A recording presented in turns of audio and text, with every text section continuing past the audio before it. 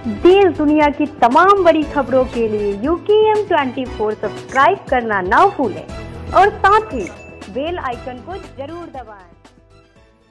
साथ लाइन पर इस समय जुड़े हुए हैं चतुर्वेदी समाज की गुरु गद्दी श्रीजी पीठ के श्रीजी पीठाचार्य मनीष बाबा।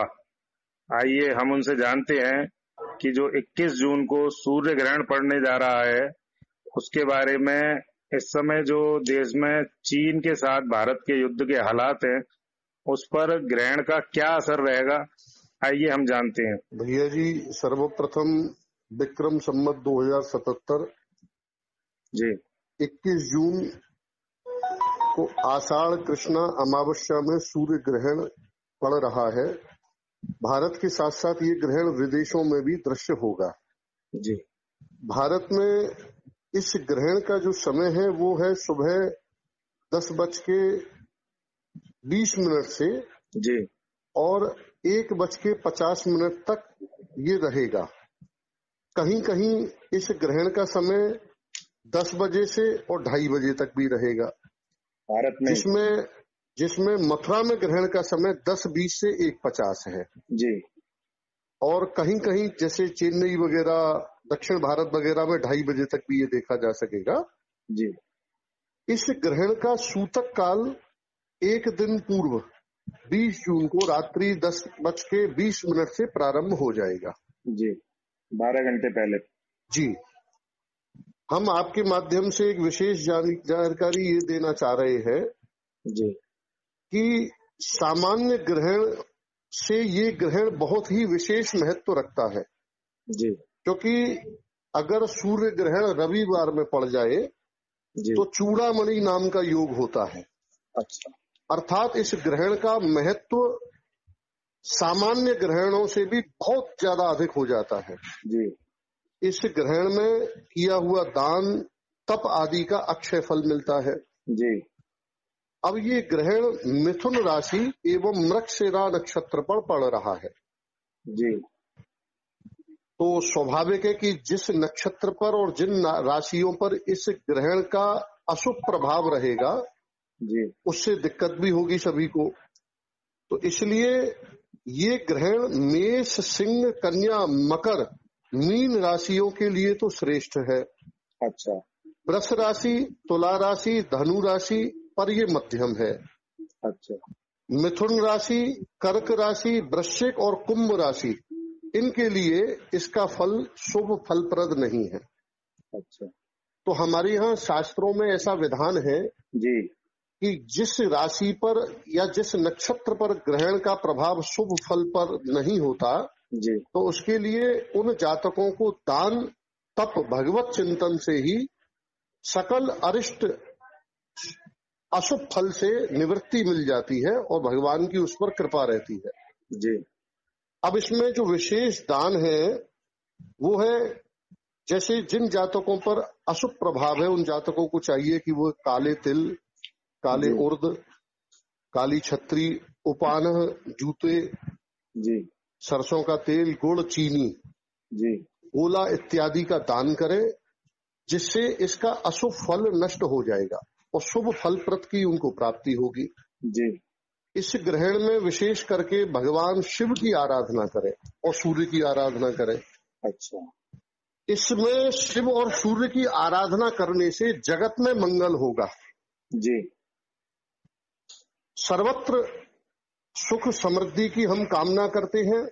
जी एक विशेष बात हम आपके माध्यम से और ये कहना चाह रहे हैं जी कि 16 जून से स्थिति देश में और विश्व मंडल पर ग्रहों की कुछ ऐसी युति बनी है कि जिससे बिगड़ रही है। जी। हमने पूर्व में भी 5 जून को ही इस बात की घोषणा की थी कि 16 जून से युद्ध की स्थिति बनेगी, जो भारत चीन के साथ बनने की और भारत चीन के साथ बनी है। हमने फेसबुक, यूट्यूब, व्हाट्सएप के माध्यम से सभी पत्रकार बंधुओं को ये बात विदित थी। अब हम एक बात आपके माध्यम से विशेष ये भी कहना चाह रहे हैं कि इस ग्रहण के बाद में, 21 जून के ग्रहण के बाद में जी अतिवृष्टि, महामारी और राजनेताओं पर, जो विशेष अच्छे राजनेता हैं, उनके जीवन पर भी संकट बनेगा। अच्छा।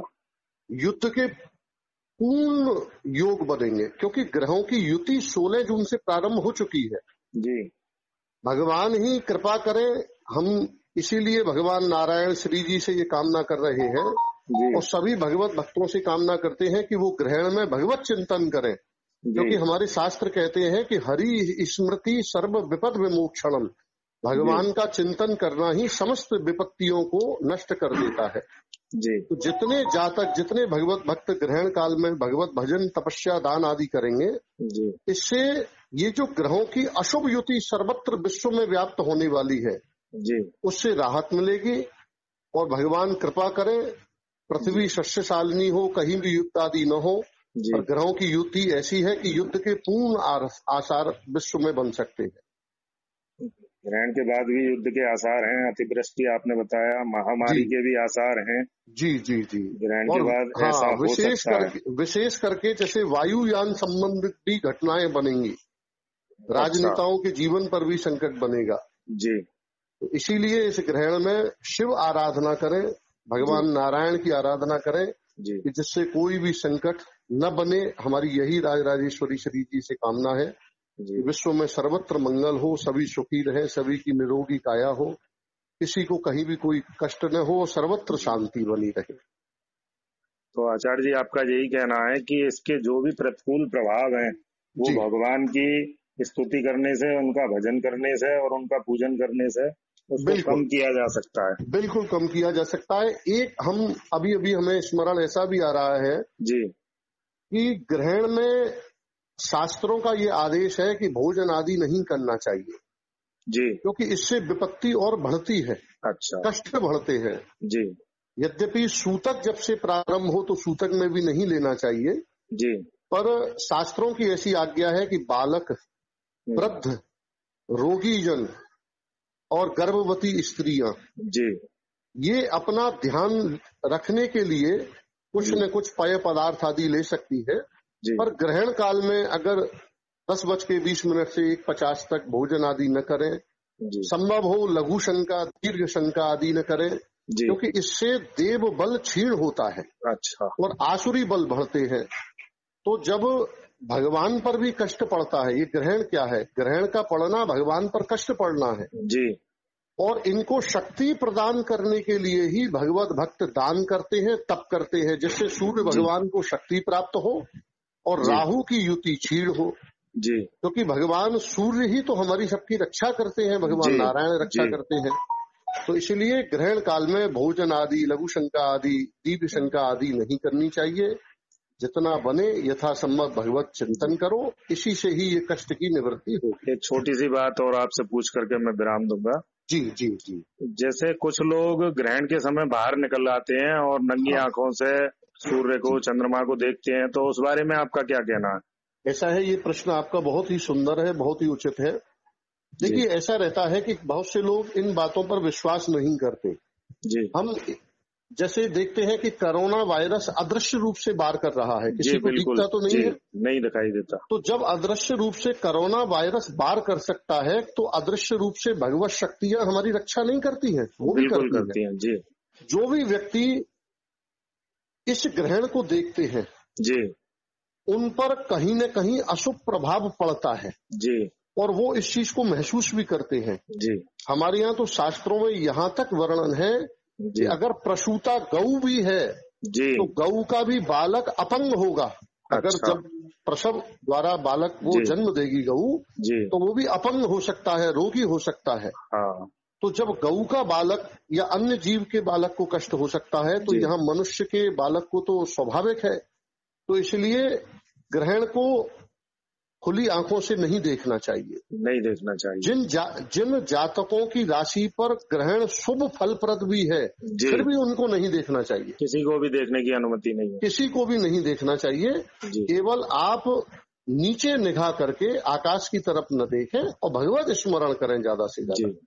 इसी से ही अरिष्ट की शांति होती है। जी। तो अभी हमारे साथ जुड़ रहे थे चतुर्वेदी समाज की गुरु गद्दी के श्रीजी पीठ के श्रीजी पीठाचार्य मनीष बाबा, उन्होंने हमें बताया कि ग्रहण भारत चीन के साथ ये युद्ध की स्थिति बन रही है, उसको लेकर आगे भी ऐसे आसार बनेंगे। इसके बारे में उन्होंने पहले भी आगाह किया था कि 16 जून से ऐसे ग्रह बन रहे हैं कि युद्ध की स्थिति और बढ़ेगी और ग्रहण के बाद अतिवृष्टि महामारी को भी अगर रोकना है तो भगवत चिंतन करना पड़ेगा, भगवान का भजन करना पड़ेगा, उनका स्मरण करना पड़ेगा। और एक विशेष बात उन्होंने बताई कि किसी भी प्रकार के व्यक्ति को ग्रहण काल में बाहर आकर सूर्य को नहीं देखना चाहिए, इसकी हमारे शास्त्र बिल्कुल अनुमति नहीं देते। तो इस सब के लिए उनका बहुत बहुत आभार और उनको बहुत बहुत धन्यवाद कि उन्होंने ये समाज के लिए जानकारी दी। हम उनका धन्यवाद।